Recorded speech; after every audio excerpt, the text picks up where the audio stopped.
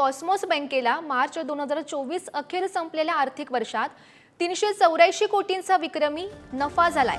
बँकेच्या इतिहासातील आतापर्यंतचा सर्वाधिक विक्रमी नफा झाल्याची माहिती बँकेचे सीए मिलिंद काळे यांनी दिली।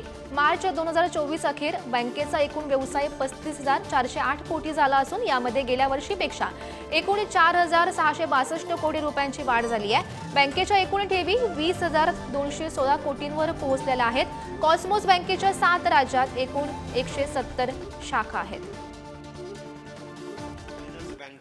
ज्या प्रकारे छोटा व्यवसाय कर्ज वाटपाचा करतात त्याप्रमाणे 20,000 पासून 50,000 पर्यंत ज्यांचं सिबिल रेकॉर्ड नाही म्हणजे ज्यांचा क्रेडिट स्कोअर नाही आणि जे इन्कम टॅक्स रिटर्न भरत नाहीत अशा सुद्धा छोट्या उद्योजक व्यावसायिक महिला यांच्याकरता सुद्धा कर्ज वाटपाच्या विशेष योजना राबवण्याचं ठरवलेलं आहे।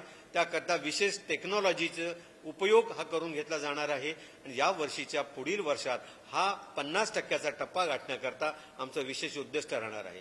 या सर्व डिपॉझिट मोबिलायझेशन आणि बँक ग्रोथमध्ये विशेष बाब म्हणजे या वर्षी गुजरात आणि दक्षिण भारतातील सर्व शाखांचा उल्लेखनीय सहभाग याच्यामध्ये दिसून येतो। संचालक मंडळांच्या सातत्याने कामकाजाच्या पद्धतीमध्ये कामाच्या वाटपामध्ये आणि एक विचारांनी केलेल्या कामाचा रिफ्लेक्शन या 384 कोटीचा विक्रमी नफा मिळवताना आपल्याला सांगण्यास मला अत्यंत आनंद होत आहे।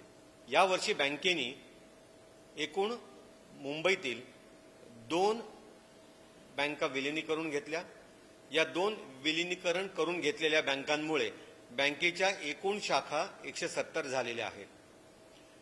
वीक 2 बँकांच्या विलिनीकरणाच्या 17 शाखा यावर्षी आपण मुंबईत चालू केलेल्या आहेत।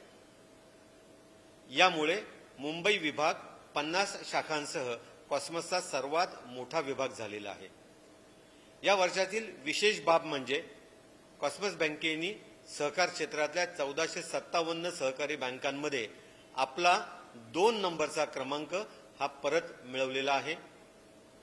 बिझनेस सेटअप म्हणजे व्यवसायाच्या एकंदर आकडेवारी 35,000 कोटी रुपयाचा टप्पा क्रॉस करून कॉस्मॉस 2 नंबरची बँक ही निश्चित झालेली आहे।